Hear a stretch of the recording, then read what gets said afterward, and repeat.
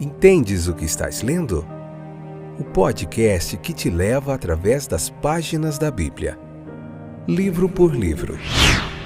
Capítulo por capítulo. Uma exposição bíblica emocionante. Aperte os cintos e embarque comigo nesta viagem.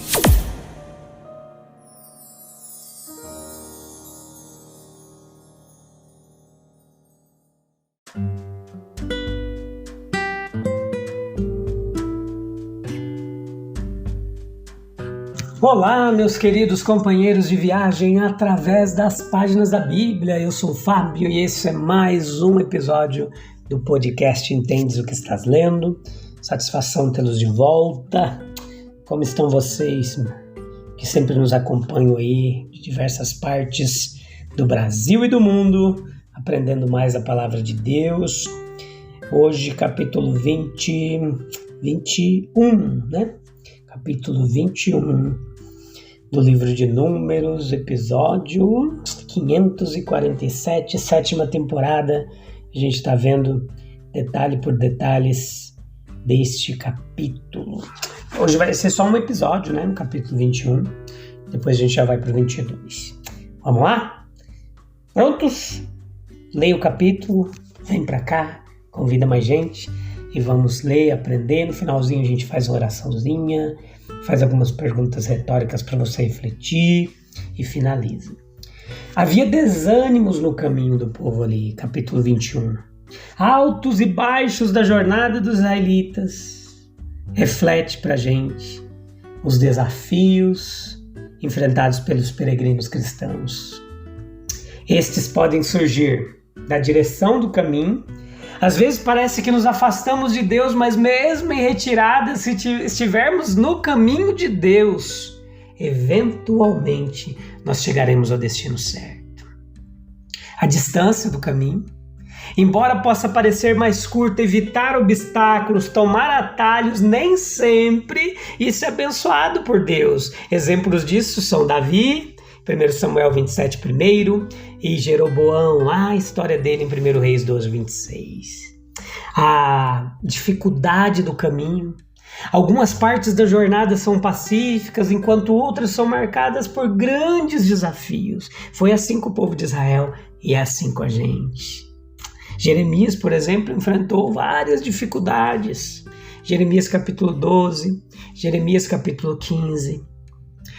Os companheiros do caminho. Deus coloca vários no nosso caminho. Alguns deles são queixosos, murmuradores, outros retardatários, ficam para trás, outros apóstatas também negam a fé, afetam a nossa jornada, mas Deus é o nosso guia constante e também coloca amigos fiéis para estarem do nosso lado. Havia as disposições ali do caminho, descontentamento com a verdade espiritual, desconfiança das promessas de Deus que poderiam desanimar. Aconteceu com Israel, acontece com a gente. O caminho seguro, o único que temos é estar com Cristo. Colossenses 2, versículo 6. Um trecho difícil na estrada. Existem vários trechos difíceis na estrada. Capítulo 21, versículo 4 e versículo 5. A alma do povo ficou muito desanimada por causa do caminho. Sim, o povo desanimou.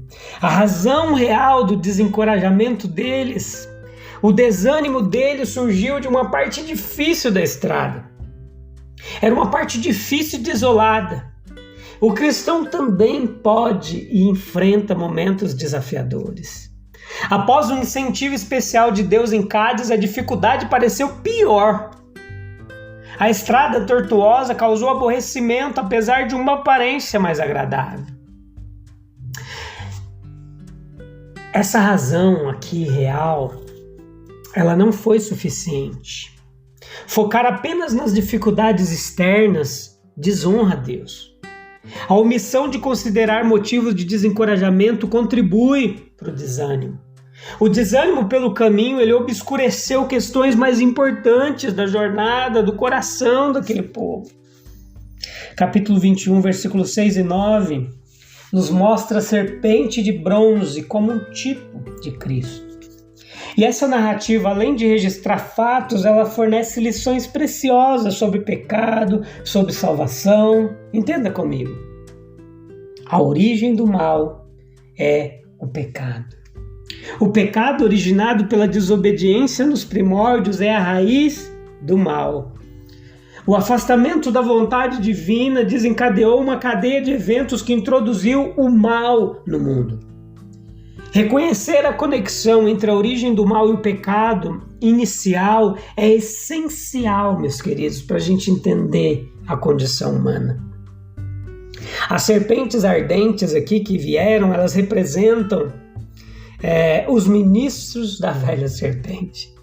As serpentes ardentes que foram enviadas como consequências do pecado simbolizam os agentes ou ministros da serpente original que tentou Adão e Eva no Éden. Elas representam as consequências, influências do pecado que se manifestam de várias formas ao longo da história da humanidade.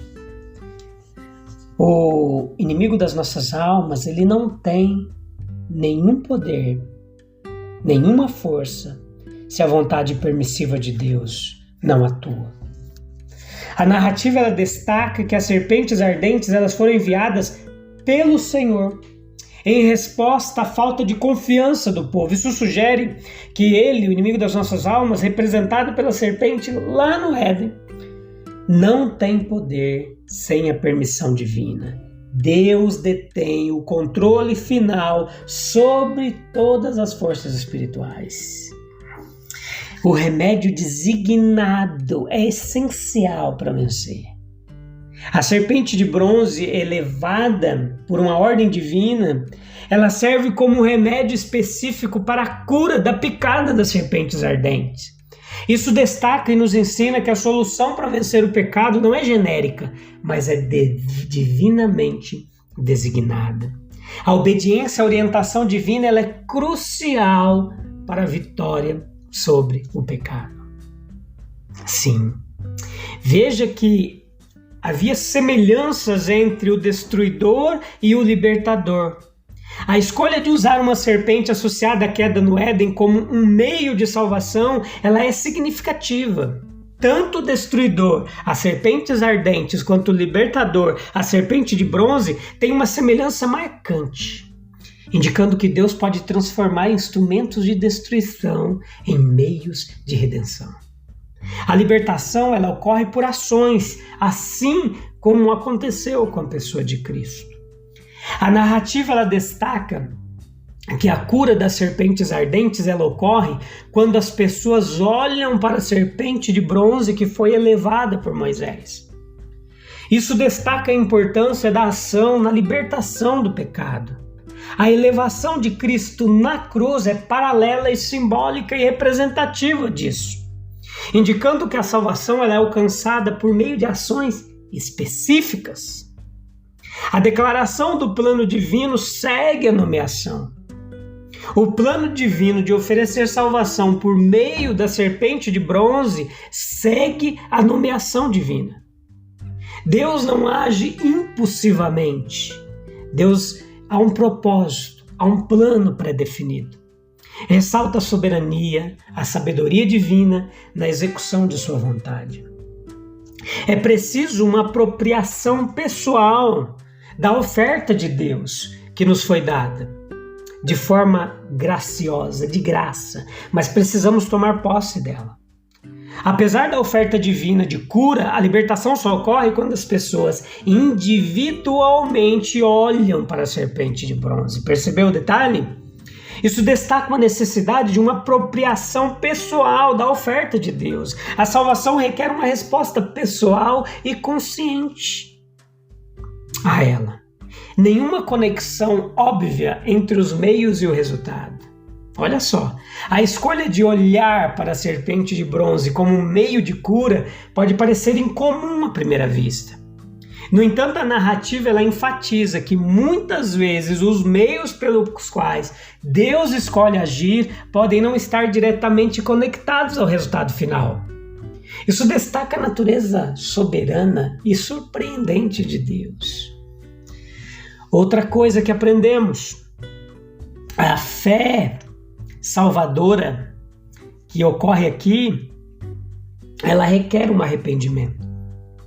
A narrativa ela implica que a fé salvadora envolve mais do que simplesmente olhar. Ela está ligada a um reconhecimento do pecado. A cura ali da picada das serpentes ardentes, ela está relacionada à disposição de reconhecer a própria necessidade de redenção, implicando assim um elemento de arrependimento. Outro ponto é que a oferta de salvação é para todos, mas a fé é que a torna eficaz. A elevação da serpente de bronze é uma oferta universal ali de salvação no contexto do povo de Israel, e refletindo a oferta de salvação em Cristo. No entanto, a eficácia dessa oferta está ligada à resposta de fé. A fé atua como um elo vital que transforma a oferta universal em uma salvação pessoal. Olha que fantástico! Havia destruição e havia salvação através da serpente. Números capítulo 21, versículos 6 e 9. Entenda, meus queridos, toda vez que as pessoas cometem pecados deliberadamente, abertamente, Deus altera o modo como lida com elas. Neste episódio, as serpentes ardentes elas são enviadas como consequência do afastamento do povo de Deus. A escolha da serpente como instrumento de destruição, ela não é aleatória, mas muito significativa, ligando-se ao pecado desde o Éden. Alguns experimentam uma destruição completa, enquanto outros enfrentam uma destruição parcial, refletindo a consciência corroída, corrompida pelo pecado. A salvação ela é apresentada através da serpente de bronze, exigindo fé para olhar e ser curado. Mas havia também salvação através da serpente. Um clamor de salvação surge, versículo 7, indicando arrependimento, cuja importância é discutível. No entanto, a relação entre confissão e cura destaca a necessidade de um reconhecimento do estado de pecaminosidade. Assim como destruição, a salvação é simbolizada pela serpente. Jesus, ao ser elevado na cruz, ele cumpre a vontade do Pai, sendo o antitipo da serpente de bronze. Apesar das aparências, Jesus, assim como a serpente de bronze, ela é inofensiva em si mesmo. A fé é introduzida como elemento crucial para a salvação. Destaque aqui, ele vem para o objeto salvador, a serpente colocada em um poste. A serpente, refletindo como Jesus foi colocado em evidência na cruz. A fé é necessária para a cura, destacando que a salvação ela depende da disposição da pessoa em ser salva, mesmo que haja uma atuação da vontade poderosa de Deus no seu coração, a convencendo, gerando essa fé que é dom de Deus. A salvação não é imposta, requer escolha consciente de olhar para o Salvador. A narrativa destaca a importância da fé, contrastando com a incredulidade passada. Aí a gente não vai entrar aí em diferenciações de como se interpreta isso por meio de calvinismo ou de arminianismo, de Jacobs Armínios ou de João Calvino, mas a certeza de que essa salvação ela ocorre de forma consciente por meio da razão, por meio da fé. Agora, a atuação de Deus no coração para essa responsabilidade pessoal, ela é indiscutível. Houve um período de progresso ininterrupto. Após olharem para a serpente levantada, os israelitas experimentam um progresso notável.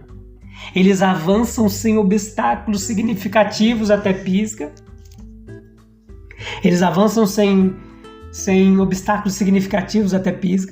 Enfrentam desafios, destaca-se a satisfação, alegria e vitória contínua, sugerindo uma conexão entre a fé despertada e o progresso espiritual.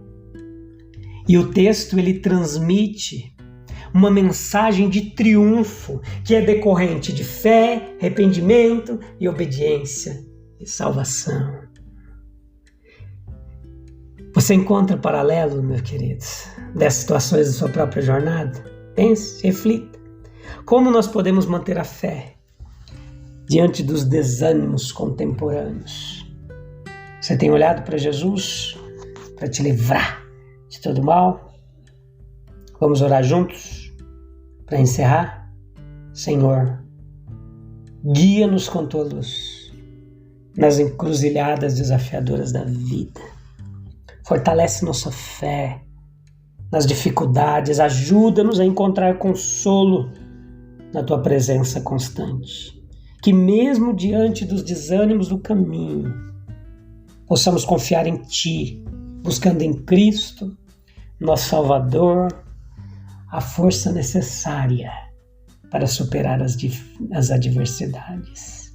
Em nome de Jesus, eu oro a ti. Amém. Tá bom, meus queridos? A gente volta no próximo episódio para meditar mais um pouquinho nisso. Eu te encontro lá, sem perca de tempo, tá bom? Um abraço, Deus abençoe. Até breve. Tchau, tchau.